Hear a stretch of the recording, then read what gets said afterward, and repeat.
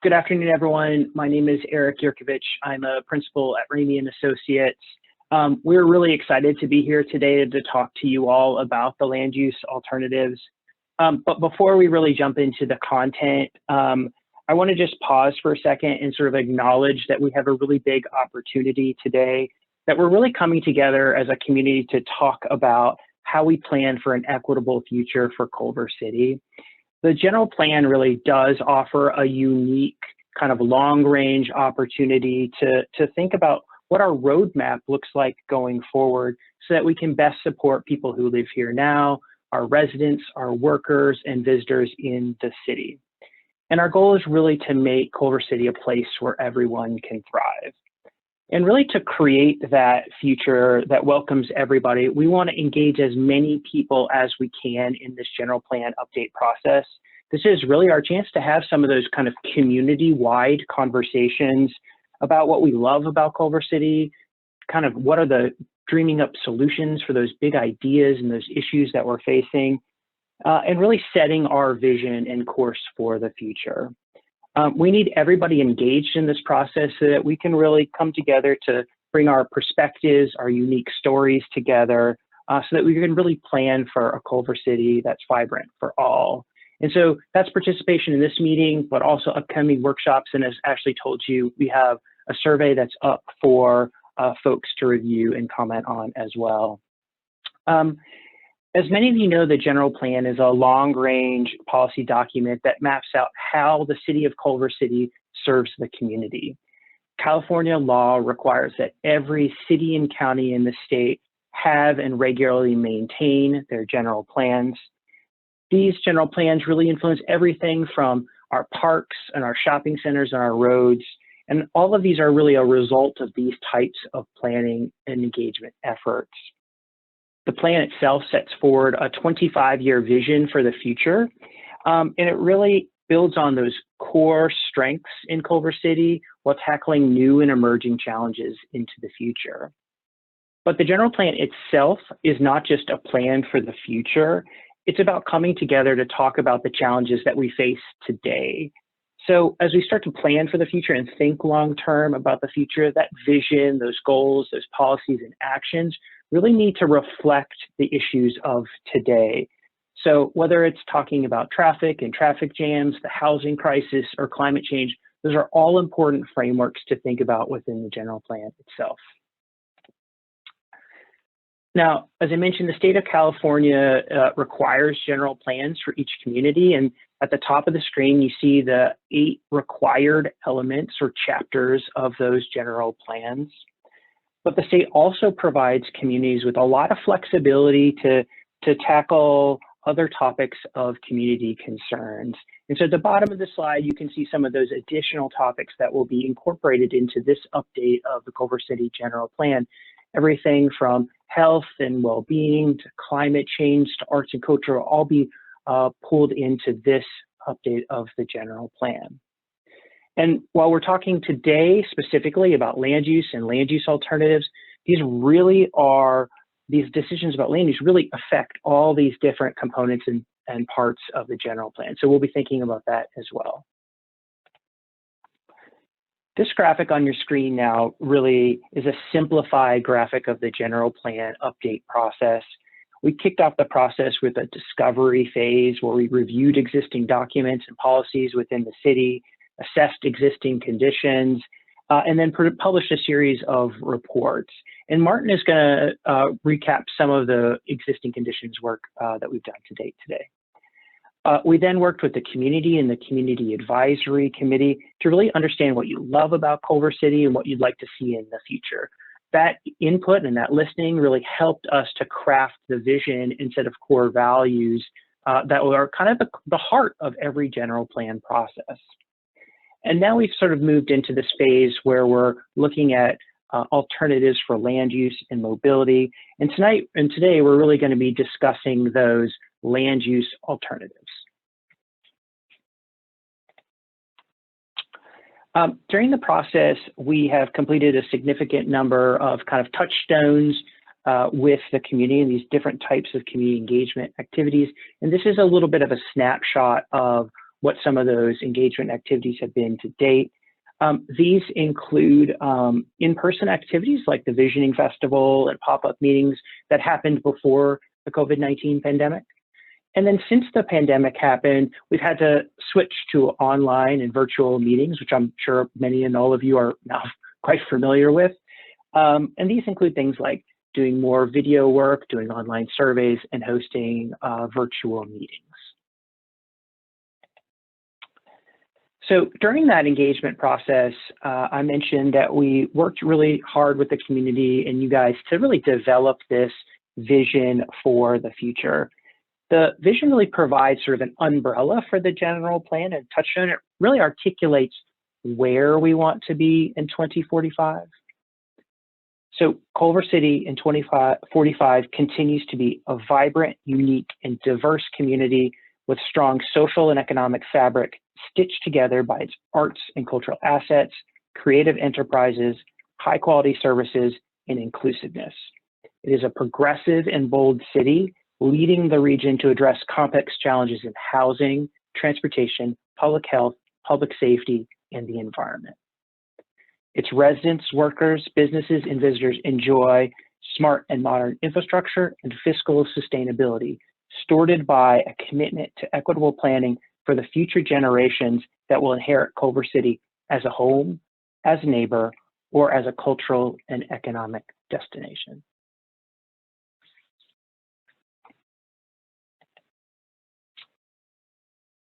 We have an opportunity to really root the Culver City general plan in our community values.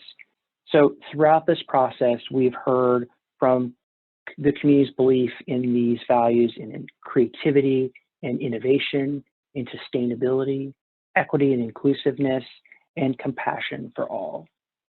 Culver City's general plan really must embrace these different principles and think about how they apply throughout the general plan itself. And while the vision tells us where we want to be in the future, and the policies and actions are going to tell us how we get there, the values really inform how we are going to do each of those things into the future and how we get there. And today we're going to be talking about the land use alternatives specifically. And as you think about those land use alternatives and the different trade-offs today, I want you to consider how they work towards that vision and that set of core values we've heard about throughout this process. So how can land use and land use planning really support our vision for a vibrant, sustainable, and inclusive community where everyone can thrive? How can we create healthy and safe neighborhoods, supporting a diverse range of expanded housing options, making sure that the city maintains its cultural, racial, and economic diversity, and that we continue to maintain a vibrant economy that supports small businesses, also large businesses, and supports a vibrant arts and cultural sector. These are the challenges that we're coming to today, and we want to have an open dialogue about how do we balance and these different trade-offs of the land use alternatives to really think about how we get to these outcomes.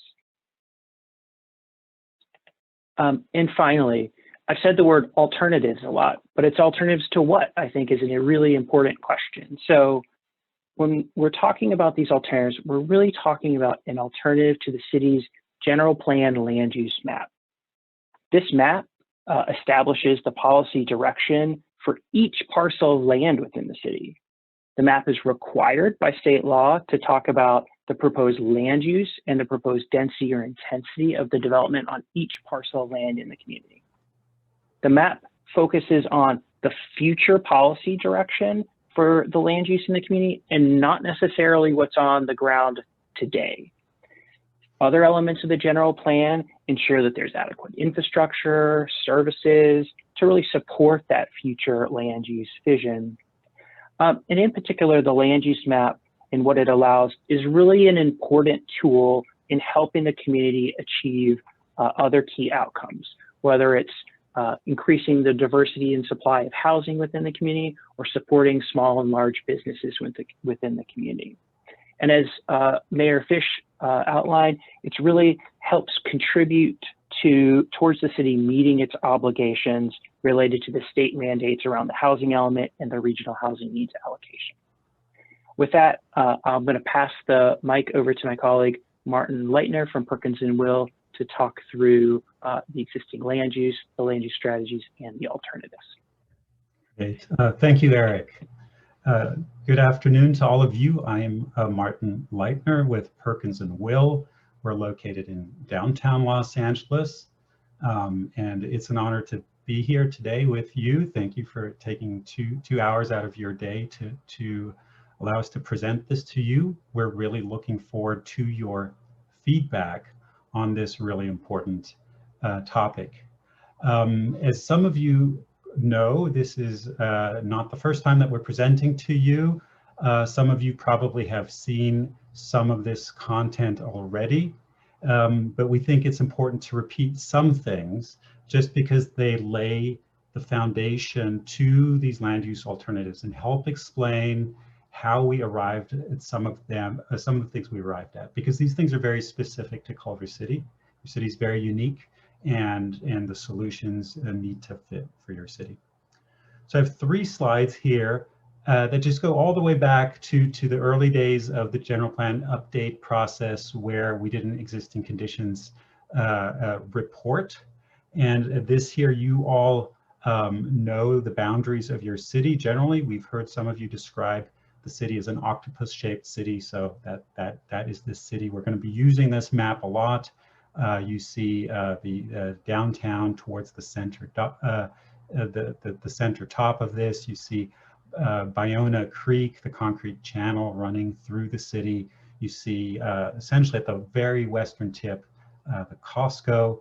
At the south, you see Fox Hills, and then the beige, that's the Inglewood oil fields, just to give you some bearings. And again, we'll be using this map quite a bit tonight. Next, please. One thing that really stood out to us when we looked at the existing structure of Culver City was that you have a lot of very small parcels, many small parcels, and some very large parcels. And many of you probably know very well what that has been the case from the early days of Culver City, that you had single family home lots and that you had big studio lots, and the two were next to each other. So just to give you an idea of what you're looking at here, the orange colored lots are those that are between 4 and 7,000, with 4 and 6 on the bar graph, 1,000 square feet in size, so not very large. Actually, a single family home is often on a parcel like this. A duplex can be on a parcel like this. If you look on the right hand side into that bar graph, what it's showing you is that center bar with a long blue at the top and the medium long green at the bottom, is that you have around 5,000 parcels that are in this 4,000 to 6,000 square foot range that make up a good chunk of the city. The actual total size is what's at the bottom, the green. And then you go all the way to the right and you see a blue bar that's between 750 and 1,500. That's about 1,000 parcels that are each more than 10,000 square feet in size. So you have about 1,000 parcels that make up a huge amount of your city area. So that stood out to us. That's just, nothing we're looking to change. It's just a fact of Culver City and really important as we think about future land use. I'm going to go to the next slide, and I've been following the chat. So seeing some different opinions about the use of the neighborhood term Park East. If we can gloss over that, that would be great, and focus on what's more important here, which is this is a really interesting side-by-side comparison of one parcel to the north of Culver that's about 2 million square feet in size. That's the Sony picture parcel. And then south of Culver, you have a portion of a neighborhood. This is not an entire neighborhood, that has 286 parcels that taken together also make just under 2,000 square feet. So again, this is just a fact of Culver City and stood out to us, and is something that we need to keep in mind as we think about the future. As we think about land use, next please, there are a few things that kept coming back as desired outcomes of this general plan. Through, Eric mentioned a significant number of meetings.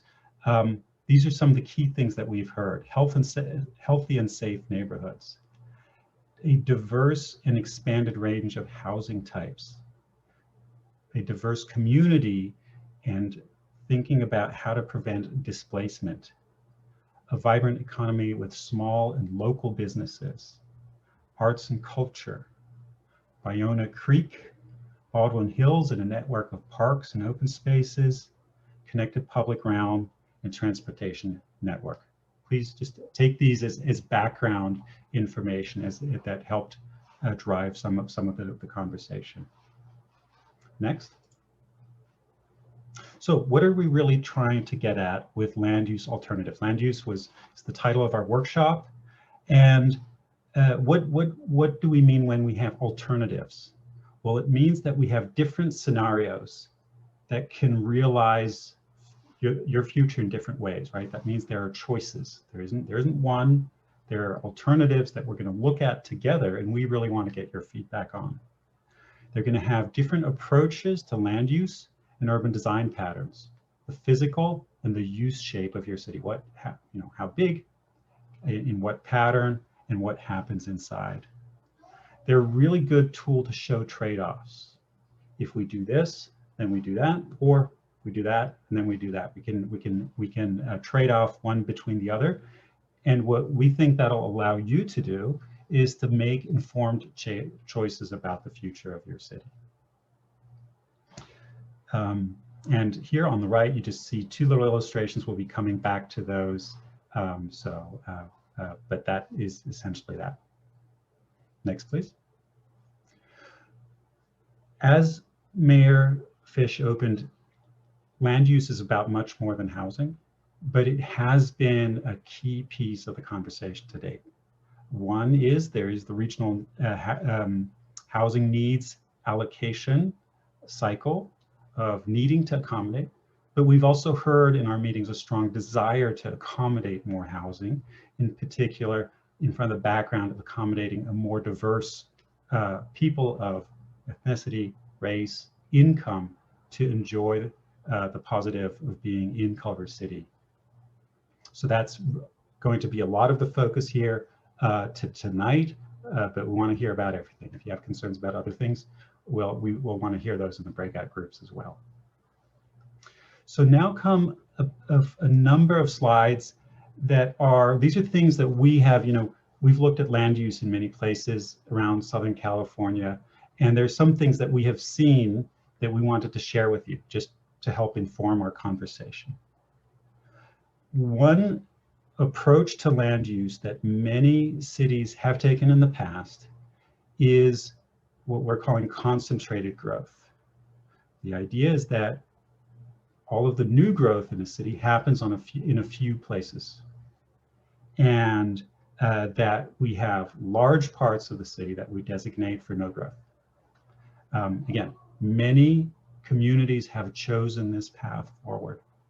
What we have seen, though, is that in a lot of those communities, it makes it challenging that this concentration of new growth creates big buildings that are at odds with what was there existing. So we've seen essentially on paper, when the planning was happening, it looked really good, but then once things got built, there was conflict. So it's something we want to point out. It's on the table, that we just wanted to share that with you. Next slide, please. What we've also seen increasingly is this approach of incremental infill. And the idea is to allow the addition of small pieces to what's there already. Sometimes this is called missing middle housing. We know that that term is used in different ways. We don't really want to use that term because it can confuse things. So what we're trying to do is say these are smaller scale buildings that in many cases can be similar in scale to a single family home. And also really in many cases have been useful in creating more walkable neighborhoods. That could be duplexes, triplexes, fourplexes, You've seen courtyard buildings, townhomes. If you actually look around your city, you'll see that in the past, many of these buildings were built. Today, they're very difficult to build just because of the way the regulations are, but there's definitely a renewed interest in that. Next.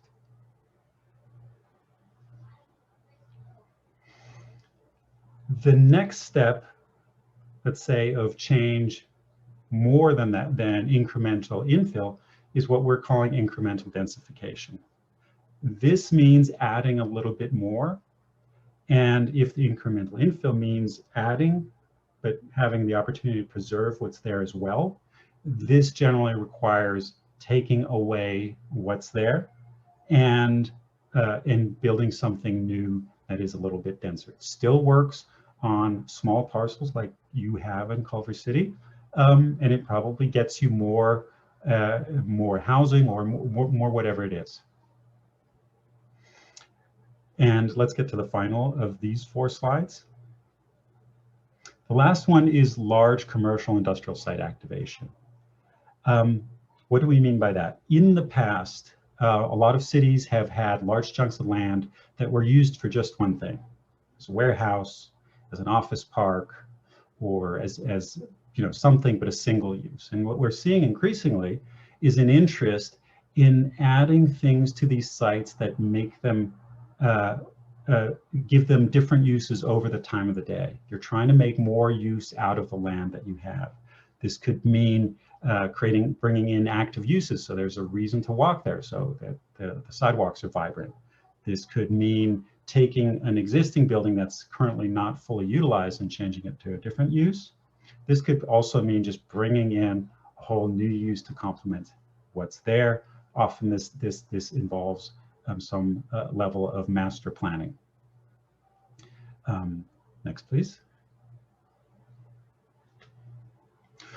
So if we think about land use and the intensity of land use, how much, right? This is a scale we can use for our conversation, which really starts on the left with the less dense, single family, residential. It's generally 1 to 2 stories. The footprints of buildings are generally pretty small. You go to low multi-unit residential, that is often 1 to 3 stories, could have 2-3 units. Again, the footprint isn't very big. Then we go to low medium mixed use, 3 to 4 stories. Mixed use high and commercial could be 4 to 6 stories, and the same on the high mixed use and commercial. So there's a real spectrum of choices. There are no absolutes here. There are many different ways of doing these things, but it's one way of framing this. Next, please. So we've met with a number of folks about land use scenarios, models, and direction. This is a brief list. We've met with the General Plan Advisory Committee, that's the GPAC here, 4 times. We had a community meeting, community workshop similar to this one in January, followed on the same day by a joint City Council and Planning Commission study session. And last week we met with the Technical Advisory Committee for Housing. So we've gotten a lot of feedback from stakeholders, from community members, that has been incorporated into these alternatives, but these alternatives aren't final. That's why we're here and here to listen to your input and see how that continues to shape the work on land use alternatives. Next, please. So what are some things that we heard? Looking for a welcoming place for people of all economic and racial backgrounds, bringing people together. Housing affordability has been a big topic in our conversation. There's been conversations about what does it mean to be Culver City. There's a certain feeling, a certain interest when you walk around the city, a diversity of places that people have pointed out. Next, please. There have been questions about how does development happen? Who are we developing for? How do we want to grow if we are going to grow, right? How do we add housing without having, this person said, dense mega complexes, right? So a lot of conversation, a lot of questions, a lot of ideas about that. Next, please. And similar to today, in our last community workshop, we did some instant polling. Again, this is just the folks who showed up at the meeting, is a read of the room. One of the key things we heard is that the scale of development is really important when we're planning new buildings. We also heard from almost everyone in the room that health is really important. The health of future residents in Culver City is really important when we think about where people live. Transit, housing near transit seemed to be a good idea, 96%. Last meeting we still used missing middle, but essentially let's translate that to incremental infill or incremental growth. That seemed to be an interesting strategy. And the last one that we heard, 64% generally thought that having growth spread across the city in smaller pieces was preferable to growth in a few places, but then more intensely. So that's what we heard the last time around. Next slide. So in the GPAC and Council Study session, we heard, again, the need for affordable housing, top of mind for everyone. Talked a bit about ownership and enabling people to build wealth. That's something that's been in the news, but also here in Culver City, very, very vibrant conversation about that. How to distribute growth across the city so it's equitable, homelessness, protecting renters and making sure we don't displace folks. I think talking about single family zoning and its exclusionary history is a really important part. At the same time, we heard some people are concerned about the idea that we would do away with single family housing. Concerned about overbuilding and the need for creativity. We have an opportunity to do things differently in Culver City, and let's not be afraid of doing that. Okay, this model here is what we're calling existing place types. As a lot in this conversation, this is a real simplification of your city. Your city is not as simple as this diagram, but in order to have a conversation about it and be able to talk about things, we are using this as essentially a slice of any place Culver City, right? We know that this doesn't cover any place, but it's pretty common to see, if you start on the left, a single unit, single family residential neighborhood. You have a good amount of low density multifamily residential.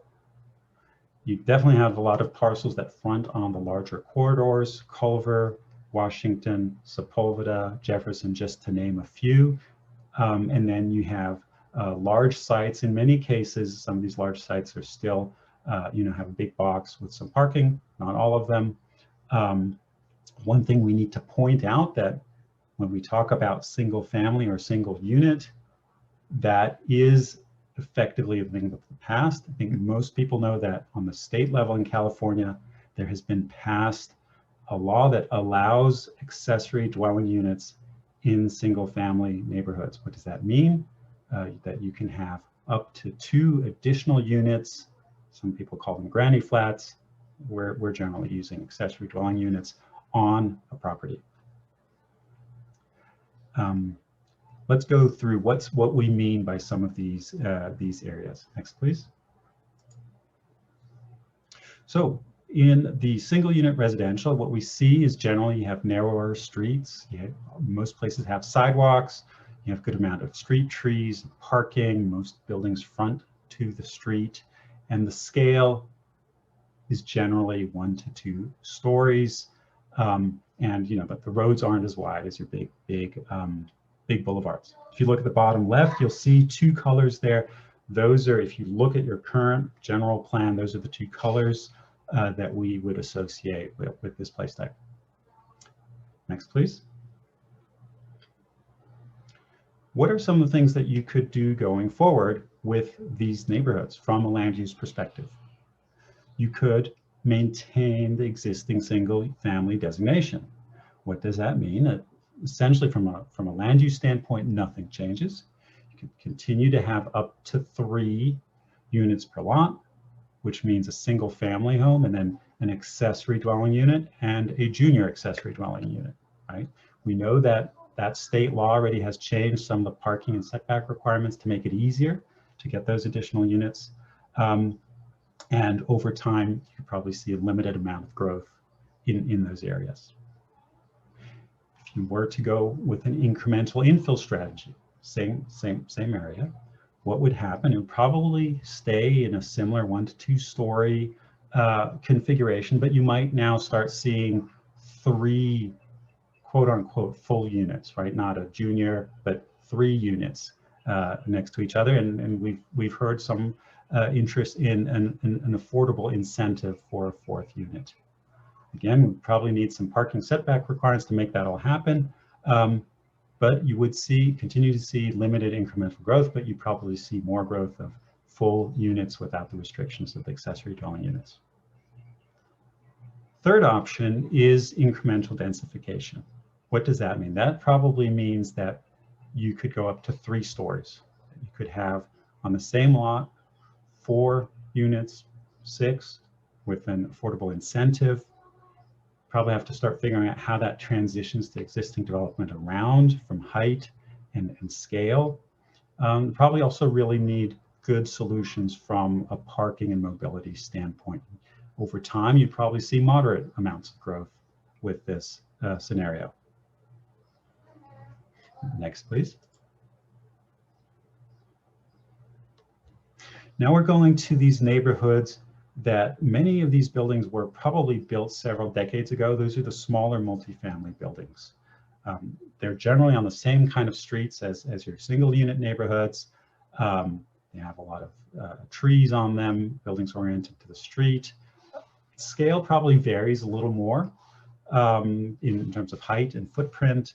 And from your current land use designations, this is low density 2, low density multifamily, and medium density multifamily land use designations. What could you do here? Again, we're showing on the next slide 3 alternative approaches. Next slide, please. Again, starting on the left-hand side with maintaining that low density designation. What would that mean? Again, the map doesn't change. It would preserve an existing stock of affordable housing, right? That is generally that type of housing is more affordable. In some cases, that would mean that the land wasn't always used really well to build units, just based on how things were built in the past, limited to no change. An incremental densification approach would generally try to maintain that scale, potentially add some height, and play with parking and other requirements to make it easier to maybe get beyond that inefficiency that you have in some of these developments. Again, limited or moderate change could be anticipated. Or third option is to really go to moderate densification. This would say, look, let's really allow some additional height, encourage lots to be put together, and provide some incentives to really to have more residential growth in these neighborhoods. Could anticipate that to result in more moderate change as opposed to limited. Next, please. Now we get to a very different environment. These are your commercial corridors. Again, the properties that front on the big boulevards in your city. You're now at very wide streets, often with not so wide sidewalks, street trees in some places. Now there's less. Buildings are often oriented to the street, or in some cases to a parking lot. Variety of building scales. One thing that is true for much of Culver City is that these lots are somewhat shallow, which means they're pretty close up against lower density development beyond. Next, please. What could we imagine happening on those? Incremental densification would prioritize development for smaller lots, right? To see how can we calibrate things so that you could develop more on smaller lots while providing height transitions. You probably need to change parking requirements to make that happen. Parking takes up a lot of space, so the more parking you want, the bigger the buildings get. It would allow some flexibility on the ground floor use, and you can imagine over time there would be change in these areas.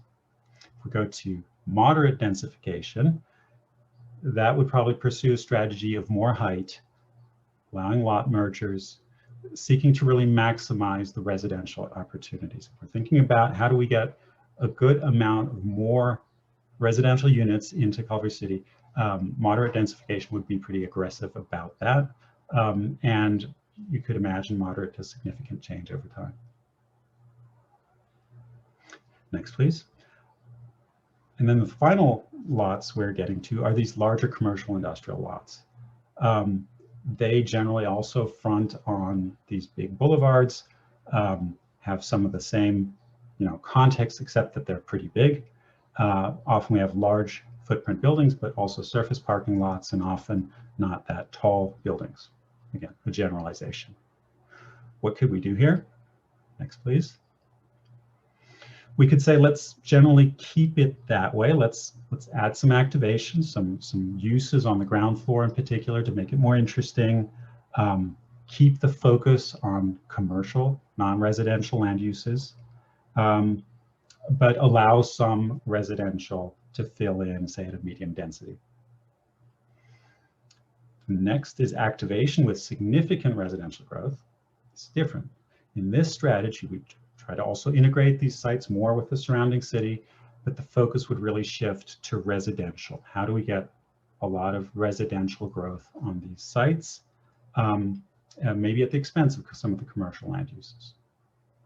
And then the third option is activation, commercial focused, but with significant residential infill. This is trying to do both, to keep that commercial activity, to activate the sites, tie them into the city fabric, but also say, let's get a good amount of residential growth onto these sites.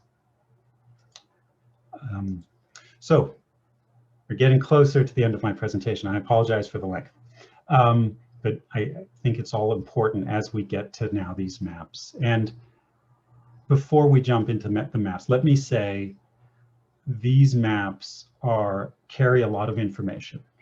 And even for professionals that look at these maps every day, there's a lot in here to digest. And we realize that these aren't just colored pictures, that these are actual maps of places that people live in, that people visit, people work in. That's really important to consider as we think about this. And we're going to show you essentially the existing and 3 alternatives for discussion. And it's really important that we get your feedback on these. So what we have here on this page is your existing land use map. So if you went to Culver City's city webpage and downloaded your land use map, it's roughly this map that you would get.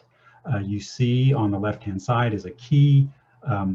It's very much split into residential and commercial, industrial, and other uses. That is how many cities were planned in the past. Today, we're looking probably at a lot more blending of those uses without those hard delineations. The yellows and beiges and browns are generally residential. Your pinks and reds are commercial, and then your industrials are blue. Let's go to the first alternative. This alternative is the concentrated growth models that I introduced early on. What it does is essentially says in your single unit residential neighborhoods and your low density residential neighborhoods, we're not going to change anything. We're going to maintain things as they are. To make up for that, we're going to put the growth on the commercial corridors and on the large commercial mixed use sites, right? So we're going to try to have as little growth as possible on the first 2 and push all the growth we need on the others, right? That is one scenario. If we go to the next, that zooms that in a little bit, right? So we have maintaining single family designation, maintaining low densities designation, go to moderate density, which is quite a bit more than today. And then we really try to activate those large sites and allow a lot of residential infill. Next, please. What does that look like in the land use map? Essentially what that means is that for the first four, the yellows and to the browns, that there's not a lot of change there, right? That generally is consistent. We're starting to hatch the yellow because the accessory dwelling units are allowed per state law. That's something we don't have control over. And then you see some deep colors along your corridors and in your larger on your larger sites. That these deep reds, the pink and the purple, that's really where the growth would happen, right? And I just want to make a note because some people have commented on the gray areas. Those are taken out because many of those are planned unit developments. That's a special zoning designation we didn't want to get into. We also just, quite frankly, don't see those areas changing very soon. It's just much less likely to see significant amount of change. But again, give us feedback if you see that differently. Next, please. Now, this second alternative is different than that. What it's trying to do is to have some growth in as many places as possible so that the actual pieces of growth are smaller, right? So in the single unit residential neighborhoods, we're allowing infill. This might be 3 with an affordable component, 4 unit infill. Generally, it's going to stay within a very similar scale. You know, this might be a new building behind a single family home, and essentially infill a few more units in that manner. Some densification in your low unit residential neighborhoods to make more use of those land areas. You can see, you know, limited to moderate growth. On the corridors, to really see if we can allow growth but have transitions back to the neighborhoods, you know, height transitions, allow growth to happen on smaller sites, make that easy. And then on the large sites, there would still be an opportunity for activation and significant residential growth. That's one of the things that we've heard again and again, that seemed right to a lot of people. Next, please. So if we look at this in large, you can see the different strategies laid out. I think what's really important to see is that the intent is that this largely is working in the scale of what's existing. Next, please. What do we see in the land use map? What's significant is that the yellow areas are probably a little more similar to the beige areas now, just because you can have what we're saying are more full units in those neighborhoods, doesn't fundamentally change the scale. The other thing that's different is that you'll see a lot more variation along your corridors, that we're really trying to say where your corridor parcels are shallow, we're going to go lower intensity just to make those, you know, to avoid those big transitions in scale that we've seen in some places. Now we get to the last option. The last option really explores the prior option with more growth in your existing single unit residential neighborhoods, right? It's and in your low density residential neighborhoods. The commercial corridors and large commercial are generally the same, but the question is, what if we went in single unit residential to say a 3-story, 4 to 6 unit model like some cities are doing? Portland is doing that, and really accommodate a lot more growth in those areas. Next, please. So what does this look like? This might have some larger footprint buildings in your existing low multifamily neighborhoods. It might have some larger buildings in single unit residential neighborhoods as well, right? Next, please. And this is where you see in the map, this is the big change here, is that the yellow really changes to a light beige, that a lot of the light beige changes to a brown, this would really allow a lot more units across the city, distributing people across the city and the growth across the city. So if we look at those three side by side, this is what we have. We have the concentrated growth, again, trying to get all of the growth onto the corridors in your larger sites. The second is dispersed infill, is to start filling in some of your lower density areas, having some moderate growth on the corridors, and then still the larger growth on your large sites. And then the third, the dispersed densification, really starts to look at more growth also in your single unit and low density multi-unit neighborhoods.